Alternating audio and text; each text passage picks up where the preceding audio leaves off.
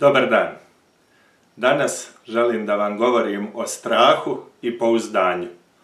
Naime, ovih dana sam čitao članak od poznatog psihijatra iz Španije, doktora Pabla Martineza.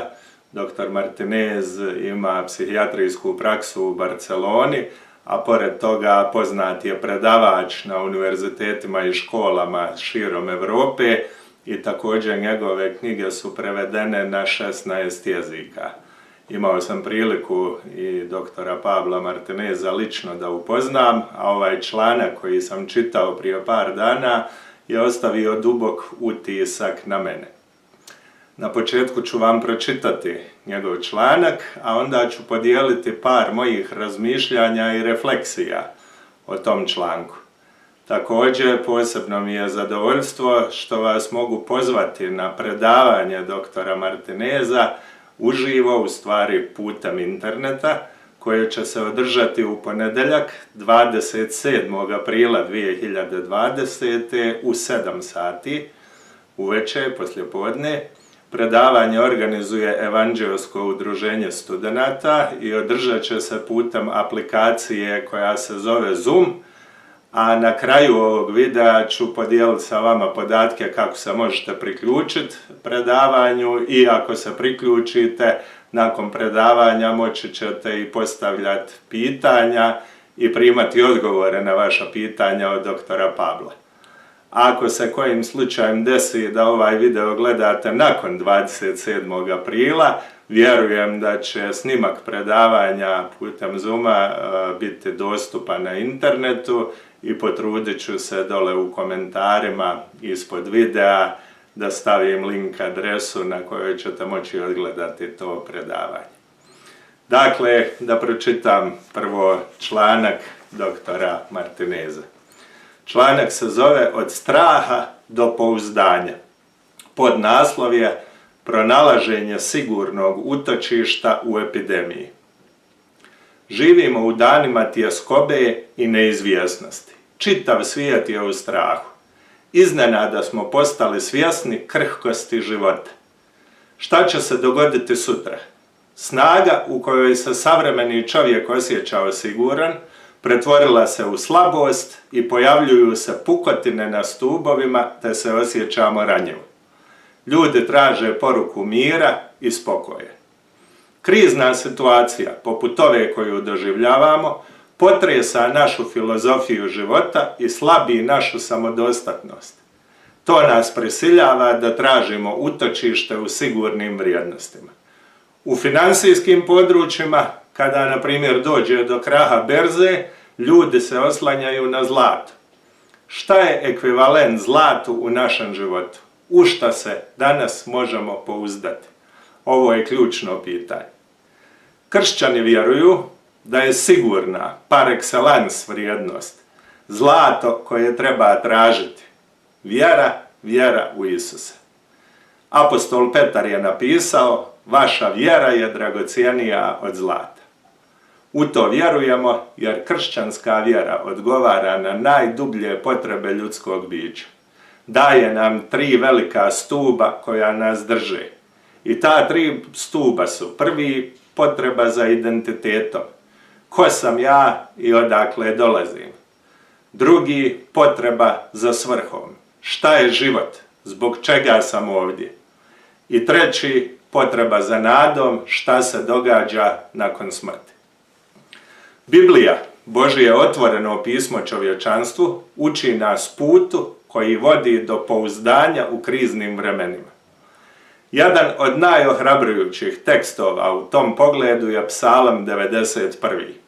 koji se također naziva Triumfalna himna pouzdanja. Udahnuo je ohrabrenje i mir milionima vjernika usred iskušenja. Vjerovatno je napisan usred epidemije kuge. Okolnosti su bile slične onima koje mi danas doživljavamo. Stoga je njegova poruka vrlo relevantna za našu trenutnu epidemiološku situaciju. Njegova poruka je sažeta u jednoj rečenici: pouzdanje pobjeđuje strah. Psalmist nam predstavlja putovanje od tjeskobe, straha do pouzdanja u 3 koraka. To su zapravo isti koraci koje nalazimo u odnosu ljubavi. Prvi korak je poznavati Boga, drugi korak voljeti Boga i treći korak pouzdati se u Boga. Upoznavanjem želimo provoditi vrijeme zajedno, a provođenjem vremena zajedno više volimo. Tako je i sa vjerom. Kršćanska vjera je odnos ljubavi koji započinje ličnim susretom sa Isusom, kojeg Biblija naziva slika nevidljivog Boga, a odražava se pouzdanjem. Pa da pogledamo bliže ova 3 koraka. Prvi korak, poznavati Boga. Bog je velika nepoznanica. Mnogi ljudi odbacuju Boga, a da ni najmanje ne znaju o njemu. U stvarnosti ono što oni odbacuju je njihova ideja o Bogu. Bog koji je plod njihove mašte. Znati ko Bog zaista jeste je osnovni korak na putu ka pouzdanju. Zbog toga psalam započinje sa sjajnim opisom Božje naravi. U prva 2 stiha 91. psalma piše: Ti što prebivaš pod zaštitom Višnjega, što počivaš u sjeni svemogućega. Reci Jahve, zaklone moj, utvrdo moja, Bože moj u kojeg se uzdam. 4 različita imena spominju se u uvodna 2 stiha i objašnjavaju ko je i kakav je Bog. Kako moćna vrata pouzdanju. Prema psalmisti, Bog je svevišnji, svemogući, zaklon i utvrda. Svjesnost o Božjoj veličini je temelj našeg pouzdanja. Mogli bismo parafrazirati popularnu izreku i reći: reci mi kakav je tvoj Bog i reći ću ti kakvo je tvoje pouzdanje. Susrećući se s Bogom, psalmist u njemu otkriva svoje sklonište, zaklon, nadu i utvrdu. Druga stvar jeste voljeti Boga. Poznavanjem volimo i uspostavlja se lični odnos. Primijetite kako se psalmist odnosi prema Bogu. Kaže moj Bog, moj zaklon, moja utvrda. Zamjenica moj otvara jedinstvenu perspektivu i mijenja mnoge stvari. Psalmistin Bog je ličan, ličan jeste i biblijski, ali ovdje piše ličan, bliski Bog koji interveniše u njegovom životu i brine o njegovim strahovima i potrebama. Tu imamo jedno od najistaknutijih obilježja kršćanske vjere. Bog nije samo svemogući, tvorac svemira, nego je i intimni otac, tata koji me voli i čuva. Ovo je naša velika privilegija. Bog se brine za nas kao što se otac brine za svog sina. Jer u Isusu smo usvojena djeca Božja. Za kršćanina Bog nije neki daleki on, nego je blizu nas. Zbog toga psalmist ovo iskustvo opisuje lijepom metaforom. U 4. stihu psalma 91 piše: svojim ću te krilima zaštititi i pod njegova ćeš se krila skloniti. Vjernost je njegova štit i obrana. Svojim će te krilima zaštititi i pod njegova ćeš se krila skloniti. Vjernost je njegova štit i obrana. I treća tačka jeste pouzdati se u Boga. Nakon što je otkrio ko je i kakav je Bog i zavolio ga, kako možemo vidjeti u 14. stihu, psalmist uzvikuje: Bože moj u koga se uzdam, u 2. stihu. Ljubav i pouzdanje hrane jedno drugo. Pouzdanje je odgovor na ljubav, a ljubav je zauzvrat izražena kroz pouzdanje. Kršćanin se uzda u Božju zaštitu izrečenu na 3 načina. Bog zna, Bog je u kontroli i Bog se brine. U vjernikovom životu nema slučajnosti. Naš život nije u nemilosti virusa, nego je u rukama svemogućeg Boga. Mi vjerujemo da se ništa ne događa izvan Božje kontrole. Stoga psalmist s pouzdanjem izjavljuje: u stihovima 3 do 6 i 10. Jer on će te osloboditi od zamke ptičarske, od kuge pogubne. Vjernost je njegova štit i odbrana. Nećeš se bojati ni kuge što se šulja kroz tmine, ni pošasti što hara opodne. Neće te snaći nesreća, nevolja se neće priključiti šatoru tvojem. I sam Isus potvrđuje ovu stvarnost riječima suosjećanja. Pa tako u Mateju u 10. poglavlju kaže: zar se ne prodaju 2 vrapca za 1 novčić? Pa ipak ni jedan od njih ne pada na zemlju bez dopuštenja Oca vašega. A vama su i vlasi na glavi izbrojene. Dakle, ne bojte se, vi više vrijedite od mnoštva vrabaca. Kao veličanstveni sažetak, sam Bog govori na kraju psalma i preuzima obavezu da ispuni svoja obećanja. U stihovima 14 i 15 Bog se obraća i kaže: izbavit ću ga jer me ljubi, zakrilit ga jer poznaje moje ime. Zazvaće me, a ja ću ga uslišiti, s njim ću biti u nevolji, spasit ću ga i proslaviti. U zaključku, vjera u Isusa nije vakcina protiv svakog zla, nego garant potpune sigurnosti. Sigurnosti da ako je Bog za nas, tko će biti protiv nas? Drugim riječima, vjera ne garantuje odsutnost kušnji i problema, ali garantuje pobjedu nad njima. Nema mjesta trijumfalizmu, ali sigurno postoji pobjeda. To je pobjeda da nas Kristovo uskrsnuće uvjerava o njegovoj pobjedi nad zlom i nad smrti. To je isti Isus koji nam danas govori: ja sam s vama u sve dane do svršetka svijeta. U tome se nalazi sigurnost naše vjere i pouzdanje koje nadilazi svaki strah.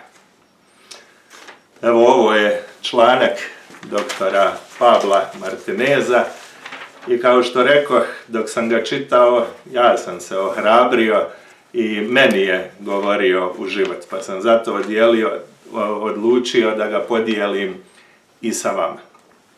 Kad se osvrnem na svoj život, mogu ova 3 koraka prepoznati i u svom životu. Prvi korak o kojem doktor Pablo govori jeste poznavati Boga. Ja sam rođen u ateističkoj porodici u bivšoj Jugoslaviji i u mom domu, u mojoj kući dok sam odrastao, Bog se nije baš puno spominjao. Ne mogu reći da sam ga poznavao ili da sam znao puno o njemu. To se počelo mijenjati 1992. kad je u Bosni i Hercegovini počeo rat. U to vrijeme bio sam mladić, dijete iz miješanog braka, trebao sam odlučiti kojoj strani da se pridružim u ratu, a koju god da izaberem trebao sam se boriti protiv pola svoje porodice, protiv svojih prijatelja. I tada sam prvi put u problemu, u očaju, pomolio se i zavapio Bogu. I rekao: Bože, ako te ima, molim te, pomozi.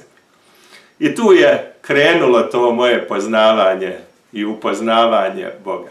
Ta prva molitva učinila je od ateiste, od nekog ko vjeruje da Boga nema, postao sam agnostik, neko ko vjeruje pa ima nešto, ali ne znam šta je. I krenuo sam da istražujem. Počeo sam da molim, počeo sam da čitam i krenuo sam i da čitam Bibliju. I mogu vam reći da je ova knjiga promijenila moj život. Dr. Martinez kaže u svom članku da je to otvorena knjiga čovječanstvu. Ja je volim nazvati priručnik za naše živote. Kroz čitanje Biblije, kroz molitvu, krenuo sam sve više i više da upoznajem Boga. I onda sam došao na mjesto da počnem i da ga volim. Počeo sam da shvatam da Bog zaista jeste ono što psalmista govori, da je on svevišnji, da je on svemogući, ali kako je dr. Martinez u svom članku kaže da nije samo neki daleki Bog, neki on tamo daleko, nego da on mene voli. Da je Isus radi mene došao na ovaj svijet, da na sebe primi kaznu i za moje grijehe. I onda sam počeo i ja da volim Boga. Sva ova obećanja o kojima psalmista govori, ona jesu za one koji jesu vjernici, koji vjeruju u Boga, koji su svoje živote predali njemu. Dr. Pablo kaže, tu imamo jedno od najistaknutijih obilježja kršćanske vjere. Bog nije samo svemogući, nije samo svemogući tvorac svemira, nego i intimni otac, tata koji me voli i čuva. Bog se brine za nas. Kaže, u Isusu smo usvojena djeca Božja. Došao sam u mom životu do trenutka da sam shvatio intelektualno ko je Isus, šta je učinio za mene, da je On Bog koji se utjelovio i na križu, na krstu svojim životom platio kaznu za moje grijehe. I da je to milosni dar Božji. Ako ga prihvatim taj dar i ako prihvatim Isusa za spasitelja i gospodara svog života, da će moj odnos s Bogom biti obnovljen. I to se desilo prije nekih 20 godina. Molio sam jednostavnu molitvu u kojoj sam se pokajao za svoje grijehe, zahvalio Isusu što je došao na ovaj svijet, umro za mene i zamolio ga da uđe u moj život, da obećao mu da ću da ga slijedim, da želim da budem njegov učenik. Od tad moj život nikad više nije bio isti. I treća tačka je pouzdati se u Boga. Imao sam teških trenutaka u životu. Kaže u zaključku dr. Martinez, vjera u Isusa nije vakcina protiv svog zla, nego garant potpune sigurnosti. Imao sam problema u životu, u prošlom videu, ako ste ga gledali, Mir u nemirnim vremenima, spominjao sam kako mi je 2 puta dijagnostikovan rak i nije nimalo lako kad dođeš kod ljekara očekujući da će reći neki je manji problem, riješit ćemo to brzo i dobiješ dijagnozu zloćudni tumor. To su teški trenuci u životu i normalno je da se čovjek uplaši. Normalno je u ovom vremenu koronavirusa da se uplašimo možda za egzistenciju. Mnogi ljudi već sad su ostali bez posla. Ako se nastavi ovakva situacija, bit će toga još i više. Da li ću ja ostati bez posla? Da li ću moći prehraniti svoju porodicu? Neki ljudi su u rizičnim skupinama. Ja 2 puta sam kancer imao, ima malo viška kilograma, visok pritisak. Hoće li mene virus zakačiti? Hoću li završiti na respiratoru? Hoću li preživjeti? Strah se pojavi. Međutim, kao vjernik, kao kršćanin, imam potpuno pouzdanje. Pouzdanje o kojem psalmista govori u psalmu 91. Znam da je Bog svemoguć, znam da me voli, znam da je moj život u njegovim rukama. I to pouzdanje izgoni svaki strah. Hvala vam što ste slušali. Želim da vas podsjetim na sastanak putem aplikacije koja se zove Zoom sa doktorom Pablom Martinezom. Dakle, 27. aprila u 7 sati poslijepodne, ukoliko želite da live uživo putem interneta slušate doktora Martineza i vidite na video linku, a kao što sam rekao na početku, moći ćete mu i postavljati pitanja. Treba da instalirate na vaš računar ili telefon aplikaciju koja se zove Zoom, Z-O-O-M, i evo odmah poslije ovog videa na ekranu će biti ispisani pristupni podaci koje onda trebate ukucati kad se ulogujete na Zoom. Znači treba vam broj sastanka, to je 10-cifreni broj, i ako vam bude tražilo šifru lozinku 6-cifrenu i ona će biti napisana nakon ovog videa, a stavit ću i dole u komentare. Hvala lijepo što ste gledali ovaj video i neka vas Bog blagoslovi.